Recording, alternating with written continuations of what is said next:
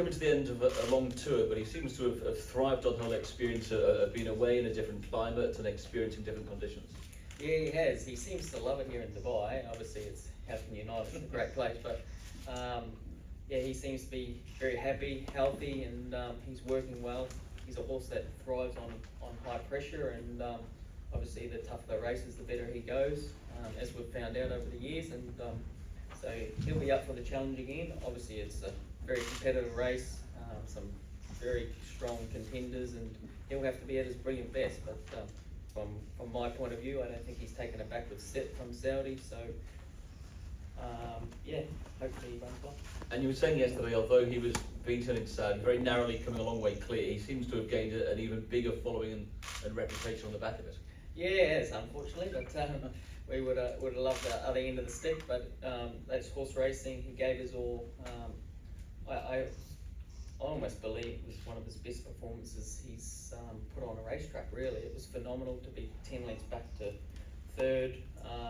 To get the field like that was just remarkable, and I was so proud of the horse, proud of how Danny's prepped him up, and how the guys have looked after him, and yeah, it's great to be just a small part of that. And just give us a word on Danny's team. It's been a long journey for them to be away from home for a long time. It just shows the dedication they've got to this animal. Yeah, 5 months away from their families, 3 guys. So yeah, we can't thank them enough for the work they've put into this horse. They've left no stone left unturned, and obviously this is the last race of his little journey. So we're hopefully it goes all well.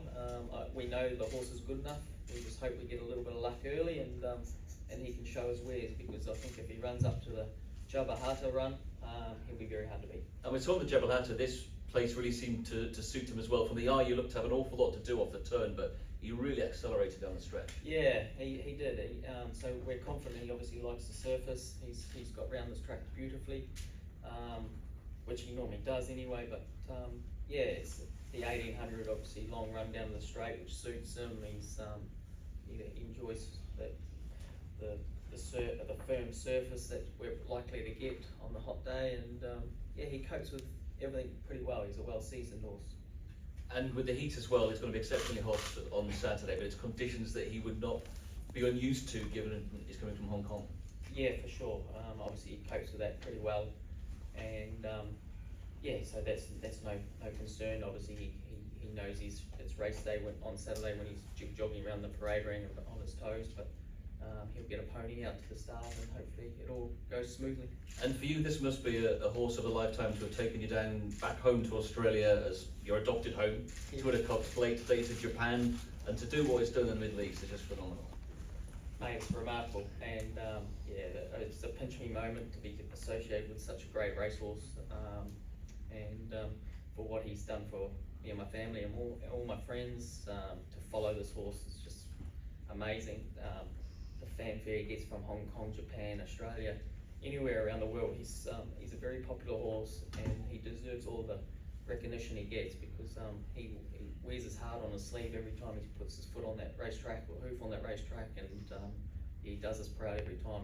He never really lets us down. So yeah, it's just an absolute privilege to be a part of it. Can you give us an indication of the sort of level of interest in him? We saw the World Pool, the Saudi Cup was one of the biggest ever pools because of the following back in Hong Kong. Just what sort of recognition does the horse get, and do you get through him? Oh well, he gets all the recognition, and he deserves rightly so, because yeah, like I say, his record speaks for itself. If he had managed to win the Saudi Cup, imagine what his record would suggest. Like turf, dirt, doesn't matter. I don't even know if he's a dirt horse or a turf horse, the way he performed on that day. So yeah, he's just a great racehorse, adapts to any scenario, got a great racing style, got a phenomenal will to win, and that's what makes great racehorses, and he's got it in spades. Mike, we'll look to the floor once again. Any questions for James? We've got a microphone we can pass around once again. Sweet. It looks that way. Just one over here. Hi James. Obviously you've got more than one ride on Saturday, and how deep is your love looks like as just about as good a winning chance as Romantic Warrior, doesn't he really? Absolutely. I'm really looking forward to his race. Such a great really good horse that's very consistent, so I think that's a really good thing in travelling. Doesn't really run a bad one, and he's competed against the best sprinter in the world at the moment in Kaying Rising. Obviously a fair way back behind him, but he's always second, third, duelling it out with Helios Express. So I think that form line's as good as any sprinting form line around, and yeah, you could safely say if Kaying Rising was in this field, he'd be a very short price favourite and probably winning by 4 or 5 lengths, you know, so we're in the ballpark of where he should fit in, and I think he's a terrific hope. Okay, anybody else? Well, James, it's been great to watch this horse coming here, going across the Saturday. It's been a great journey. Let's hope there's another big chapter on Saturday. Hope so, thank you. Thank you very much indeed. Yes. Thank you.